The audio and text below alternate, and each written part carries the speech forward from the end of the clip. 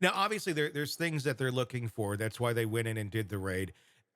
Is there potential? I mean, and I guess what is the protocol there as they go through all the data and all the information on these devices? I mean, we know what we know. They know what they know.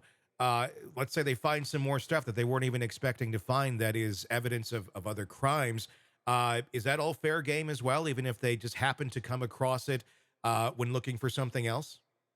It's all fair game as long as they had the warrant was properly put together with proper PC. Again, the PC was approved by a judge, Hmm. magistrate judges. A lot of people think because this case was out of New York that that judge handled that. I've heard that a lot. That isn't how it works. Wherever the jurisdiction is that the search warrant happens in, those judges are going to look at the probable cause that that information is in that home at that time.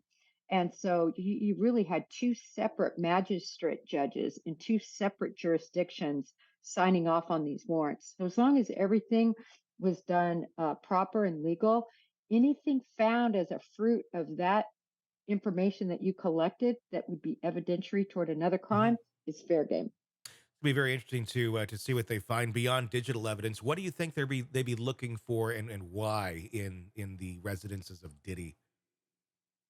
Well, they're going to be looking for guns. Hmm. All throughout as you read, there's information that Diddy had illegal firearms. Hmm. And to me, that could mean firearms with, short stocks, firearms, or I'm sorry, shotguns that are shorter than they're legally allowed to be. It could be automatic weaponry. It could be ammunition that is not legal, halopointed to the a degree that law enforcement only are allowed to carry. There could be Uzis, there could be all sorts of guns that are not permitted for ownership. Hmm. And, we're talking in Florida, it's a little bit uh, loosey goosey in terms of ownership of a gun, right? Because Yeah. it's constitutional carry state. But California, they have very, very tight regimented laws. So it's going to be interesting to see what firearms. I saw NBC reported that there were firearms retrieved. So, uh, that's what NBC said. Do Also, Yeah. drugs. Yeah. I think they're going to find drugs there. I don't know if this is going to be like some sort of, kilo type Hmm. situation, or whether it's just there to prove, to me, the ones that I would want to see are, or not want to see, but that could support this idea of human trafficking would be Rohypnol, Hmm. would be GHB, would be ketamine. Those are drugs that are typically used to relax or to otherwise, gain sexual control of individuals. It can be used for those purposes. So that's, I think, Yeah. some of the drugs they're going to be looking for. All of which were listed in the civil lawsuit from Rodney Jones that several times. Yeah. Every single one of those drugs listed in those suits. And then obviously a lot of allegations of sexual abuse as well.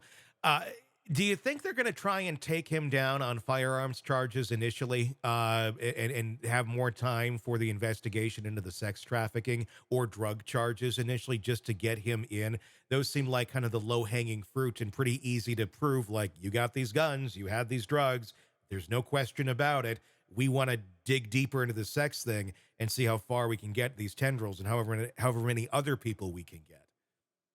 It's possible they'll do that. I think they would certainly do that with a normal individual. In other words, somebody that wasn't a billionaire. Hmm.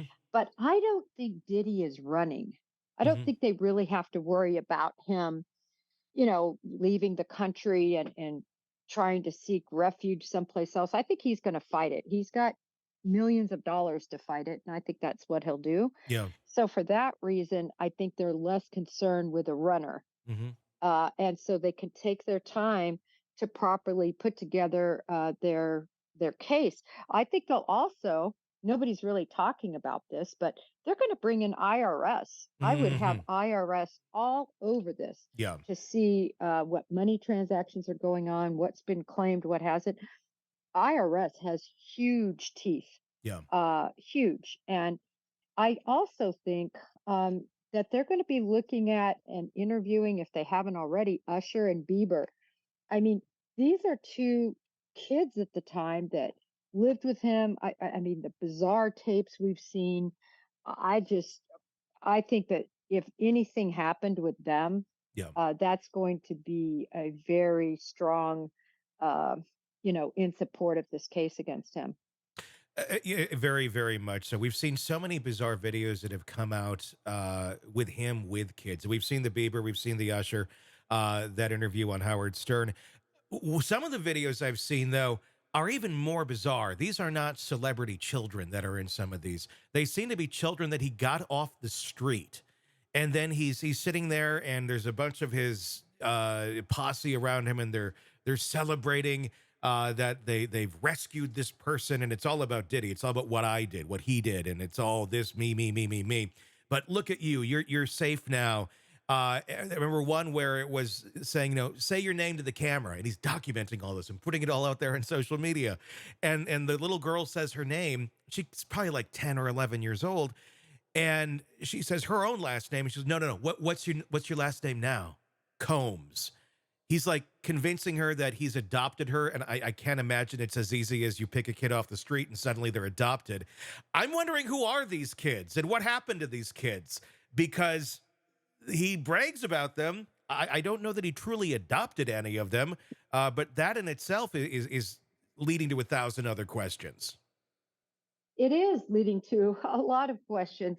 And I will say that particular video that you just referenced, I did a lot of research on that. I Hmm. decided not to post it on my Twitter only because I saw something that said, and I don't know whether this was backtracking or whether it was true, is that that might have been a friend of his daughter's that he sort of put up to this bizarre video that Hmm. he made. And so, because I couldn't really ferret out whether it was actual or contrived, Yeah. I didn't end up posting it. But I'll say this, Tony, even if it was made up or just done, with this friend and it wasn't really true, weird. Yeah. Why would you ever do it? Even if it was an act, why? It's so bizarre. And Yeah.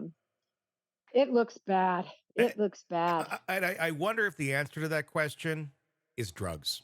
Is I mean, if you watch some of these videos, he does seem like someone who is on a lot of drugs. Either and I think we've gotten used to seeing this grandiose personality of him over the years. But it was a little more calculated, I think, in the 90s and the early 2000s. Now when you see it, it's grandiose, but it's just bizarre. And it's like that. It's like the video with the kid, and we've learned about it. The allegations of drug use are pretty steep, especially in the Rodney Jones lawsuit. Of literally, they have somebody that is drug mule, or somebody has a fanny pack filled with drugs, and then you're always there on call when Diddy wants something, and you feed it to him, and then he's good.